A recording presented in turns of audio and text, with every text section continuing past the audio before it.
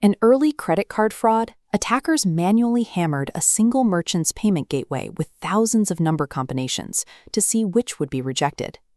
Cybercriminals now deploy automated botnets that execute low-volume, dispersed attacks across hundreds of websites simultaneously. By attempting just 1 or 2 transactions per website, the botnet mimics legitimate, low-volume customers. This approach bypasses traditional fraud detection. Older security measures rely on flagging sudden transaction spikes at a specific location. They are blind to this scattered pinging across multiple independent systems. These automated threats comprise 2 distinct stages: bank information number, or BIN attacks, and primary account number enumeration. These attacks validate payment credentials on an industrial scale.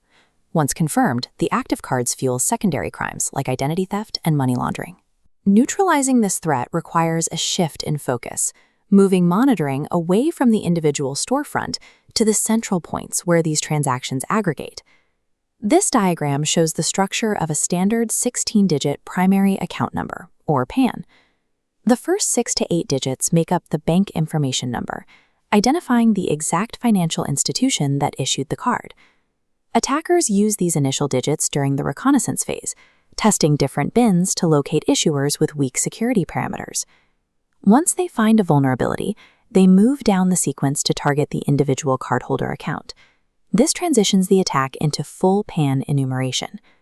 The botnets cycle through combinations of the remaining digits, expiration dates, and security codes to lock in a completely valid, usable credential. But they don't guess blindly. Every valid credit card number is governed by the Luhn algorithm. The final digit of the PAN acts as a mathematical checksum, verifying that the entire preceding sequence is structurally sound. Botnets exploit this exact formula. Before a script ever pings a merchant's checkout page, it mathematically verifies its generated combinations against the Luhn algorithm.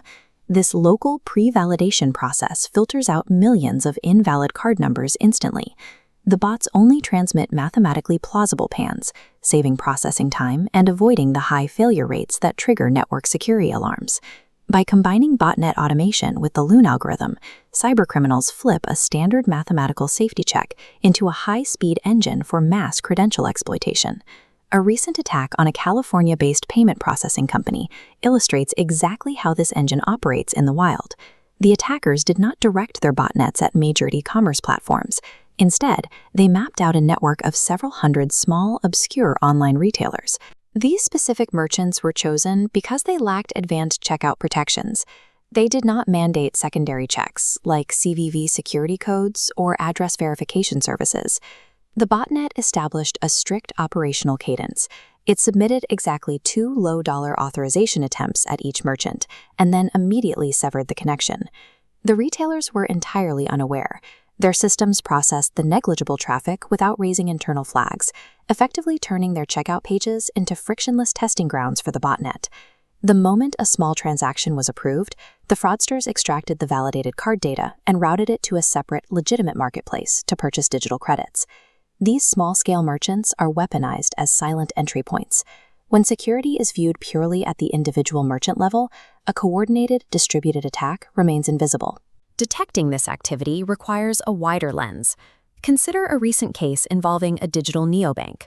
Over a 2-month period, they observed a steady rise in $999 transaction attempts originating from a single IP address block in California. When the processing company aggregated this seemingly disparate data, the true scale emerged.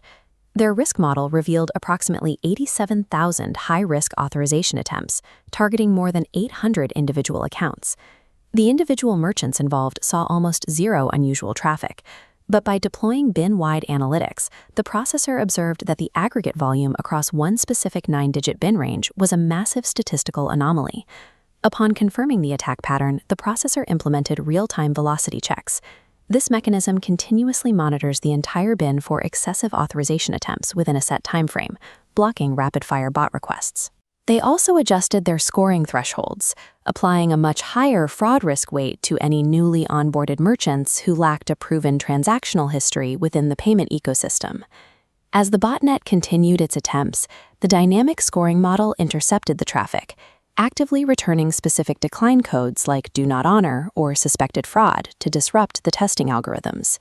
By elevating the detection perimeter to the processor level, the security team observed the complete mathematical footprint of the botnet. They turned an invisible, distributed threat into a trackable, blockable anomaly. Defending against pan-enumeration requires a three-tiered architecture.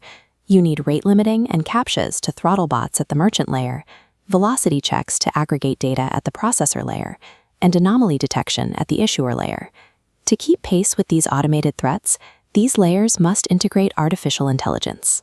Specifically, machine learning models utilizing convolutional neural networks can continuously analyze complex transaction patterns to adapt to evolving botnet behaviors.